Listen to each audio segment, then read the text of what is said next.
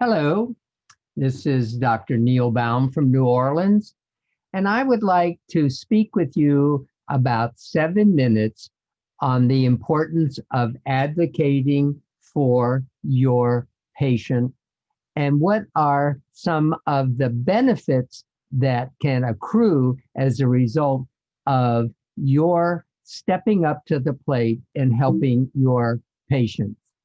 This video will cover why denials for coverage occur and suggestions on how to manage a denial of services.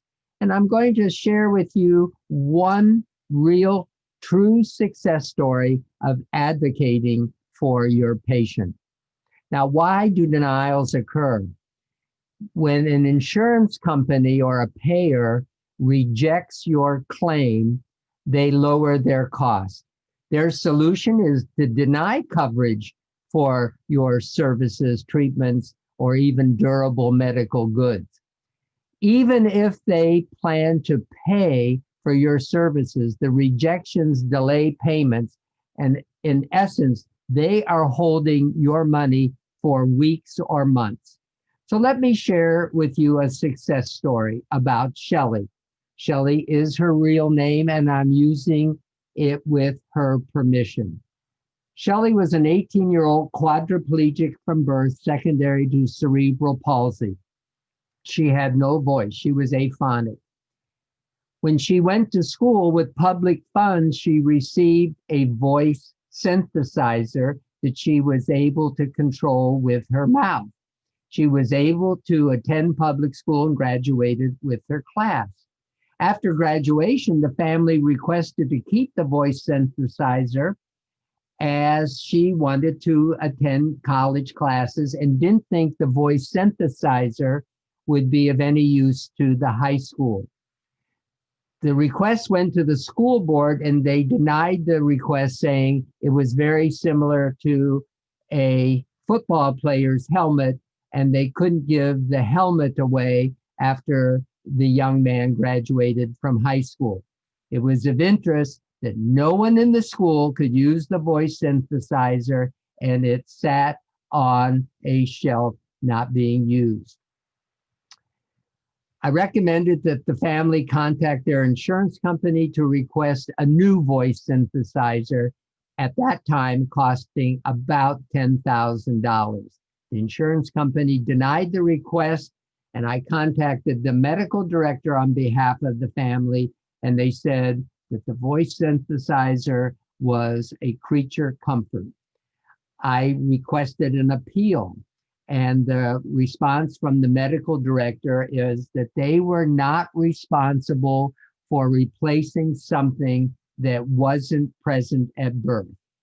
The family was upset, and the father was fearful of calling attention to this because he feared that he would lose his job with UPS. And he was considering a bank loan so he could obtain the voice synthesizer for his daughter.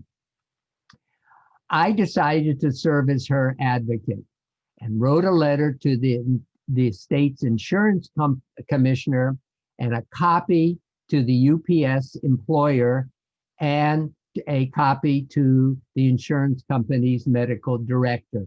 I also sent a copy to the family's U.S. congressman and to both state senators. I also suggested a copy to 60 Minutes, suggesting the family would appear along with her story about not being able to obtain the voice synthesizer. The senator requested an explanation, and if you've been in the military, you know that under the title as a congressional. And he asked for an explanation from the state's insurance commissioner and the family's insurance medical director. Within 1 week of the senator's request for an explanation, Shelley received authorization for a voice synthesizer, and she received a brand new voice synthesizer. And Shelley was thus able to attend college, where she graduated 5 years later. So what did I learn? I learned we don't have to necessarily accept denials from insurance companies. It is true we can't be an advocate for every patient and every treatment and every medication that we order, but the most egregious rejections should be addressed. So what's the bottom line? As physicians and urologists, we're focused on the patient, while the insurance company is focused on their bottom line. I can tell you nothing provides as much satisfaction as reaching out and advocating for your patient. I have probably done this 2 to 3 times in my 40-year career as a urologist. Most of the time, I am rejected and I'm not successful. But those 2 or 3 times that I have done it and that I have been successful, it provides me a great deal of gratification and also a feeling of having done something very favorable on behalf of my patients.